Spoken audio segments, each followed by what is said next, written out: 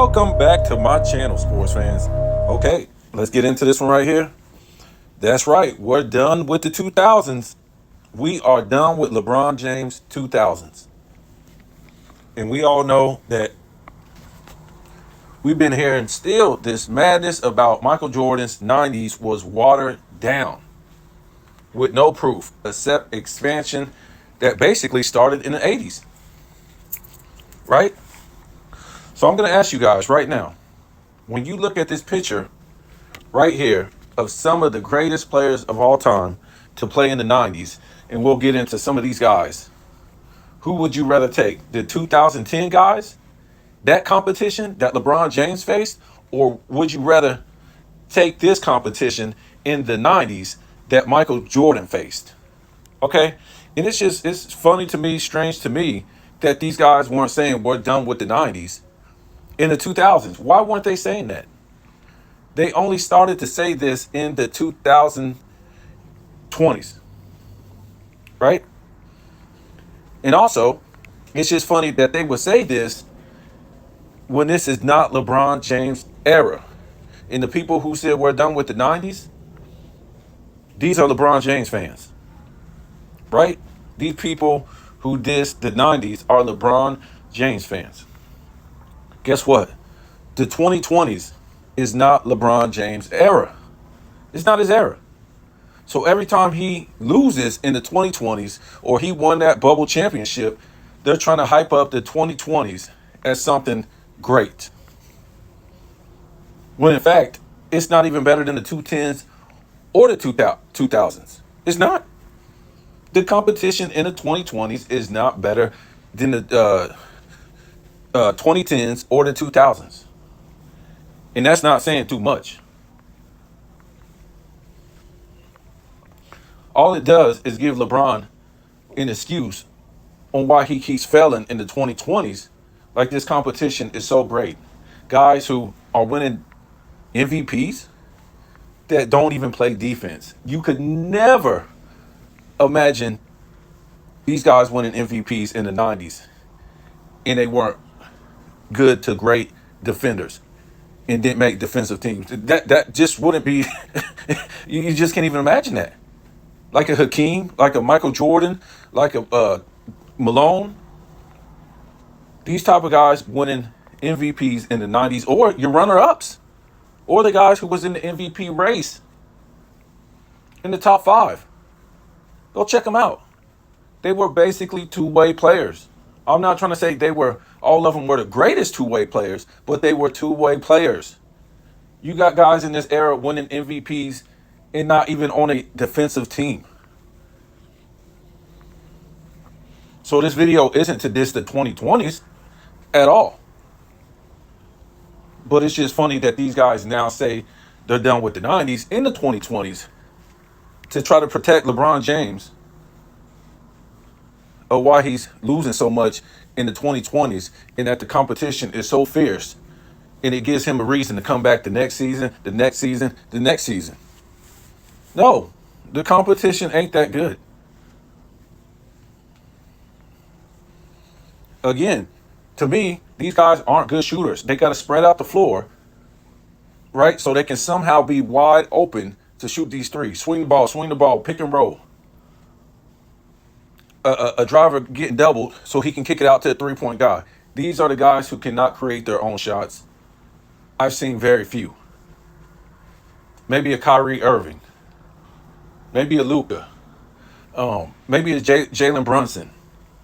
Very few of these guys can create their own shots. They don't have those type of skills to create their own shots and hit these mid-range shots. They just don't. And I'm not trying to knock this era. It is what it is. So we're talking about the 2010's. And when you look at these guys on the screen right here, there's no way you're going to take the 2010's over the 90s guys. And I don't want to hear nothing about some of these guys only played a few years coming into the 90s, in a few years that just came in at the end of the 90s. That's just the way everything works, right? Just the way everything works. The Kevin Garnett's, the Ray Allens, the Paul Pierces, these guys played a couple years in the 2010’s and were old. The Kobe Bryants played a few years. So when you take out those guys that I just mentioned, who do you really have in the East that was the competition, right? LeBron's competition in the 2010’s. Who do you have in the East? Because all the competition was on one team, the Miami Heat. Bosh, Wade, LeBron James. You want to throw in Ray Allen for those couple years? You want to talk about um, Isaiah Thomas was old and the Pistons was old? Well, what about the San Antonio Spurs when LeBron beat them in 13 and then smoked LeBron in 14? One of the oldest teams to win a championship. The Mavs, one of the oldest teams to win the championship. The Chicago Bulls, one of the oldest teams to win the championship. If I'm not mistaken, if we rewind it back, I think the Lakers, right? Weren't they one of the oldest teams to win the championship when Jerry West and Wilt Chamberlain and those guys were there? You got to stop it. When we talk about John Stockton, Karl Malone, smoking a young Kobe in a Shaq that was in his prime,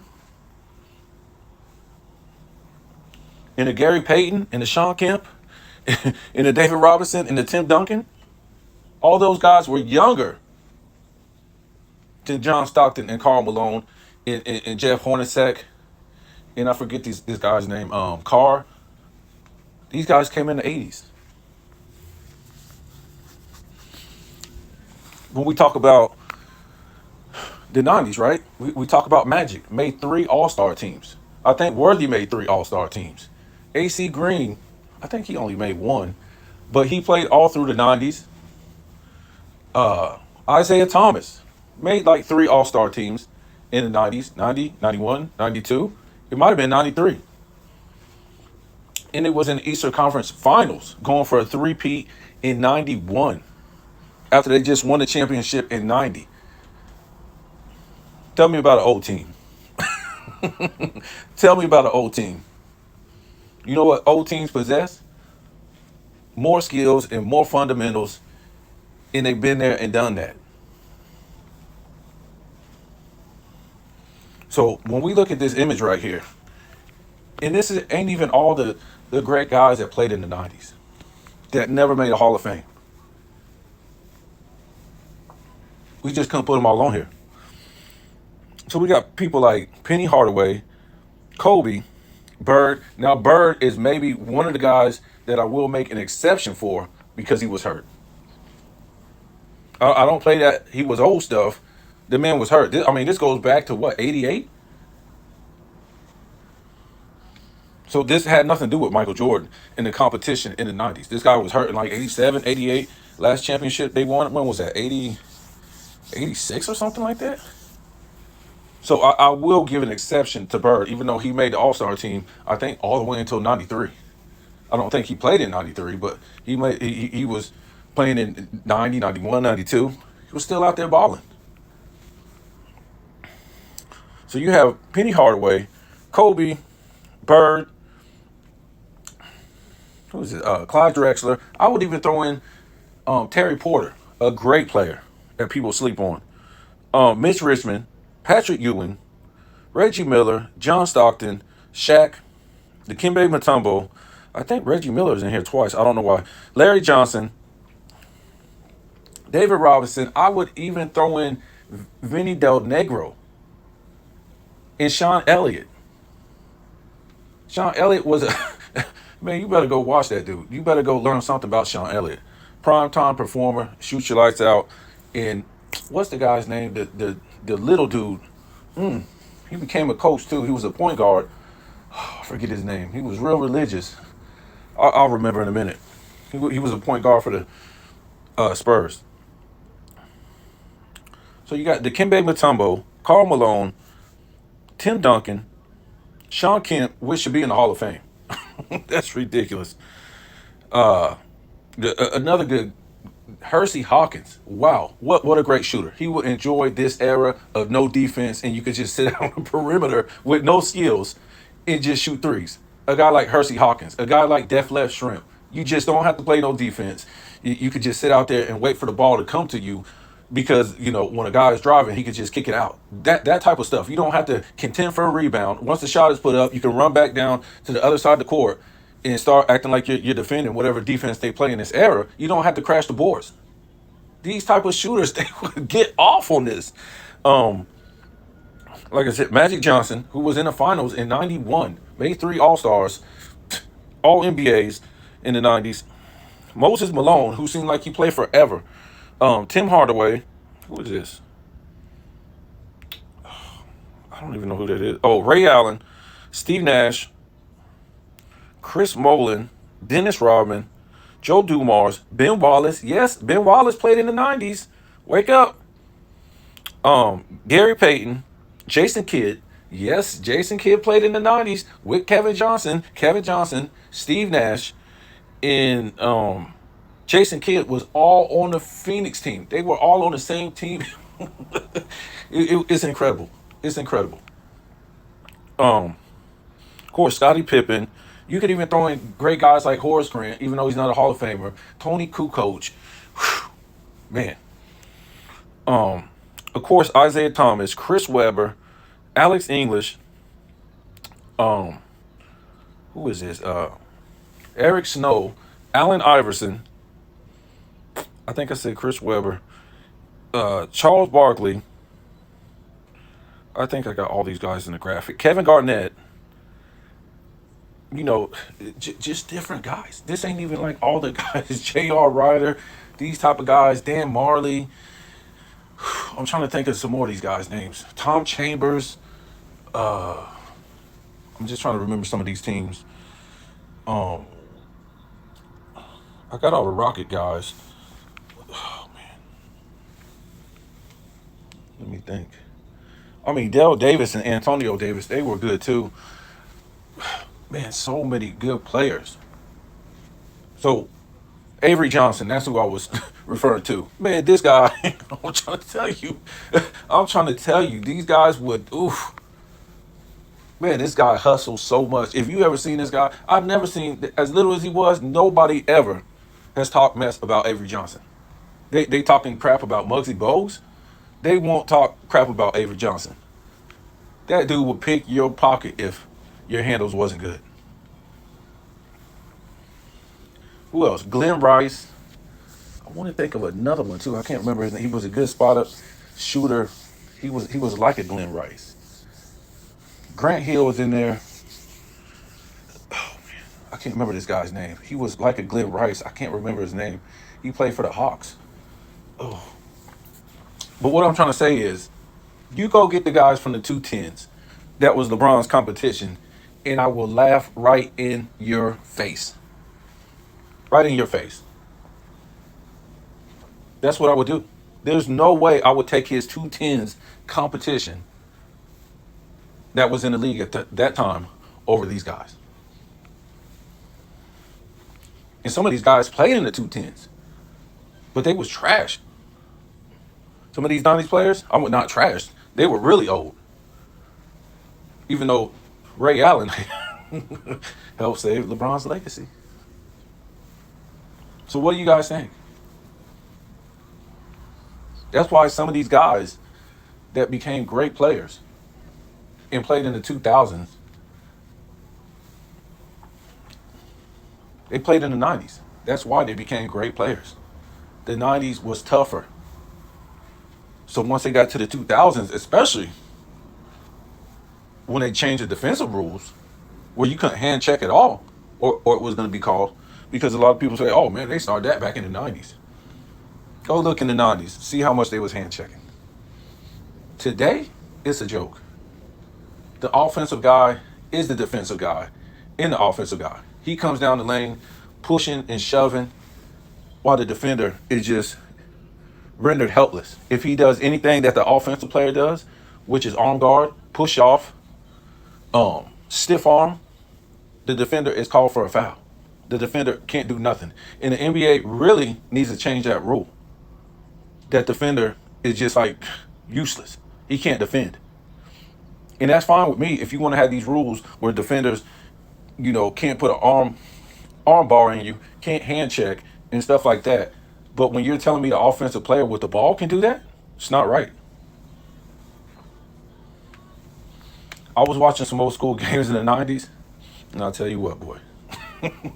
They didn't care if you was Michael Jordan. Called Michael Jordan 2 times in a row for palming the ball.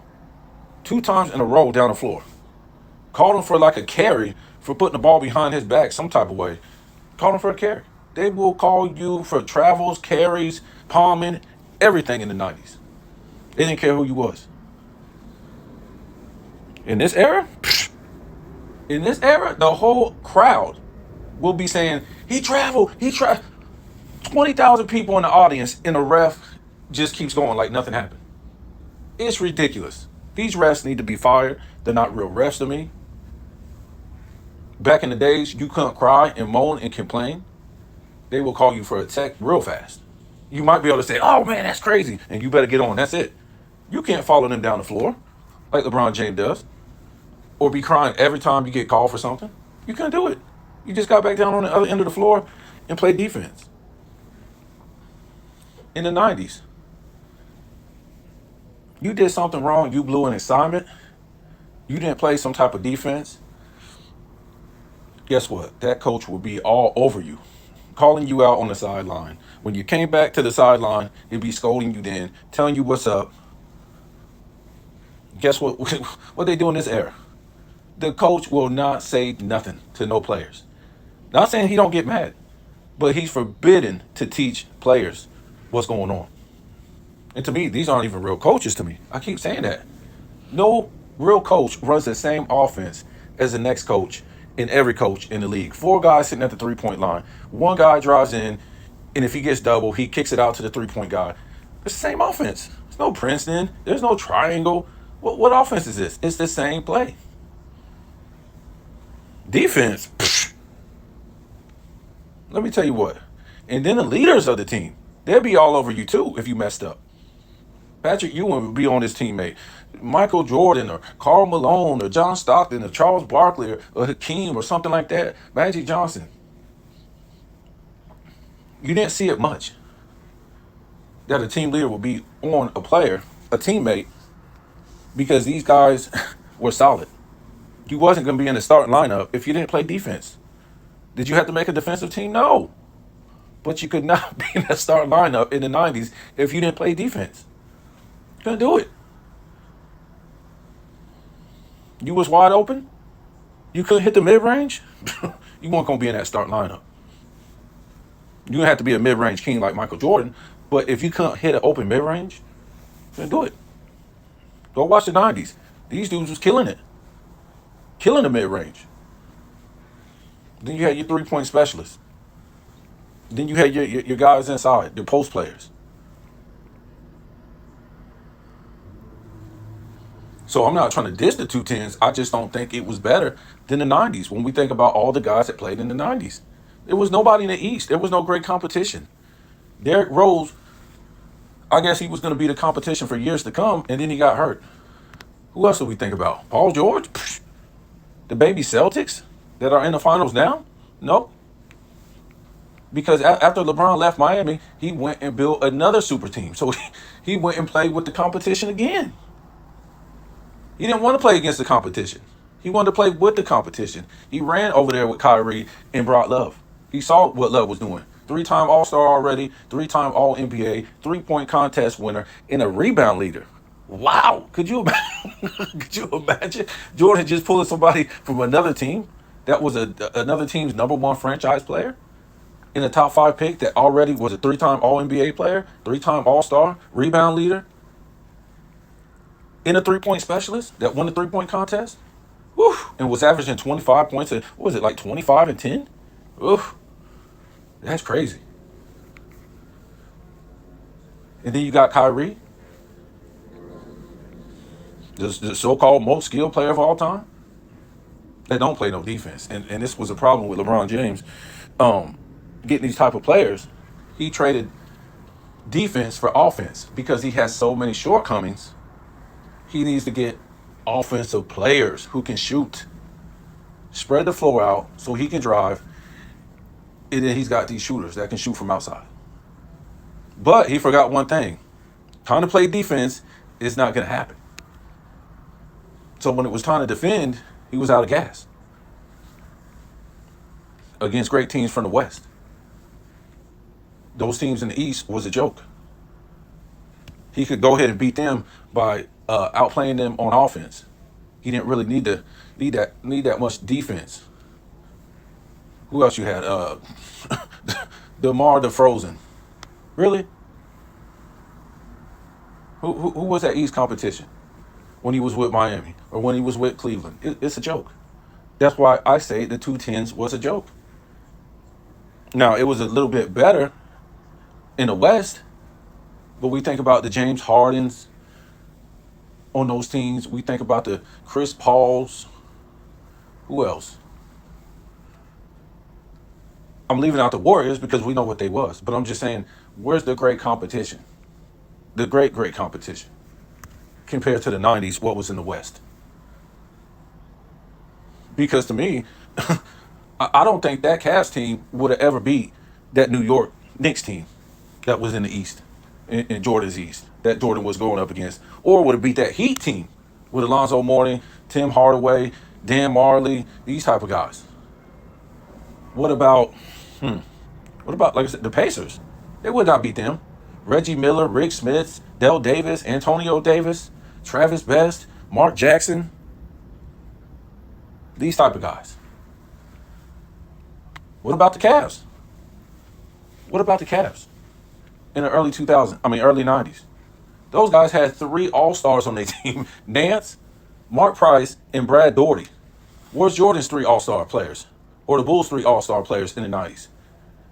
We did a video on that. All these teams from Cleveland, Detroit, these guys was having 3 All-Star players on one team in the East, and Michael Jordan was having 1 or 0 in the 90's. So you guys tell me what you think, man. That's why he don't want to go against 90's versus the 2010's. The 2020's is not his era. LeBron James. So we don't know why, his deflectors, apologists, are trying to protect the 2020's. That's not his era. He hasn't did nothing in the 2020's but get humiliated like he got humiliated in his own era, the 2010's. And there's no way I'm going to take the 2020's over the 90's. This was a real era right here.